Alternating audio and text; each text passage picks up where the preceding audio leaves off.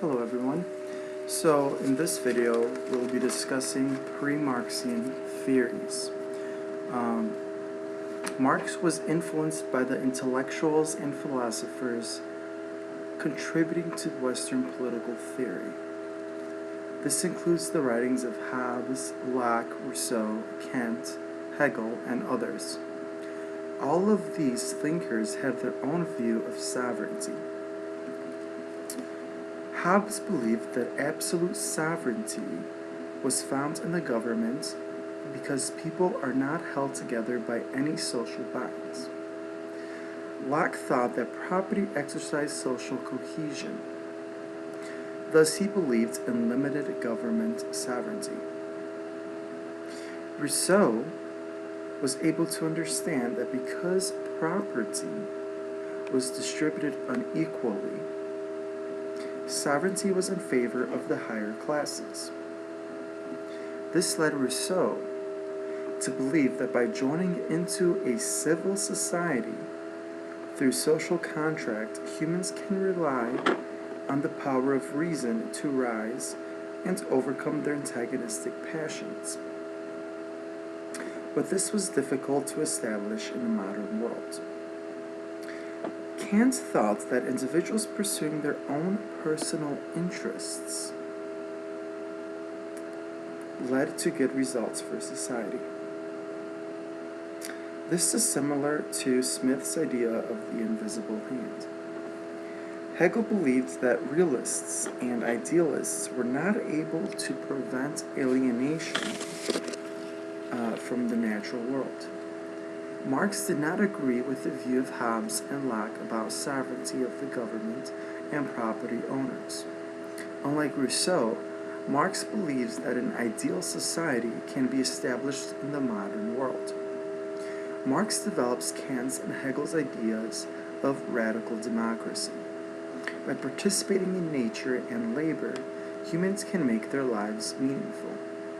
Marx is indebted to Hegel, but at the same time is critical of him.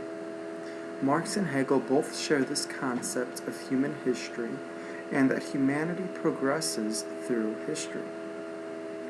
However, the means by which this occurs differs for these thinkers. Hegel views Geist as the subject, and alienation occurs because of an absolute separation from this world's spirit. However, disalienation can occur through absolute knowledge. To Hegel, the development of all the stages of human consciousness is part of the self-unfolding of Geist, or God, or the world's spirit. Geist is the superior human spirit that unfolds by working through human agencies. Geist is the motor of human history. In Hegel's worldview, absolute knowledge, a unit of identity and difference, is the goal. This branches off into pre-modern and modern views. In the pre-modern, there is identity without difference. This existed in primitive societies where humans experienced a kinship with the rest of nature. In the modern, there is difference with identity. Humans are purposeful and can exercise control over the rest of the world. Hegel's view of society involves viewing the state as a unit of identity and difference. This branches off into the family, where there is identity without difference, and civil society, where there is difference without identity, a rational self-interest. Hegel's view of the internal structure of the state involves the bureaucracy as a unit of identity and difference. This branches into the legislature, which can be divided into the landed estate, identity with nature, and commerce estate, rational self-interest. The landed estate is inherited and made up of large landowners. The commerce estate is elected by interest groups within society.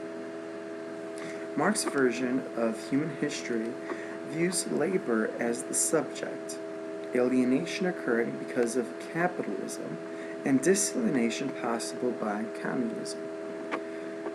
Development under capitalism is alienated because it only benefits a few, the bourgeoisie, but communism incorporates a worldwide network of interdependency and able to benefit everyone. Marx envisions a society where scarcity can be eliminated. A higher state of capitalism is required in order to reach communism or socialism because growth of technology is needed in order to overcome scarcity. Technology can be used for different purposes depending on who is in control of the technology.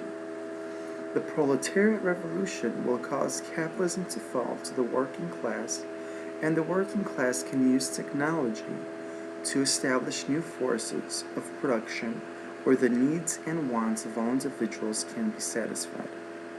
Capitalism is necessary for socialism because socialism requires a mass production base.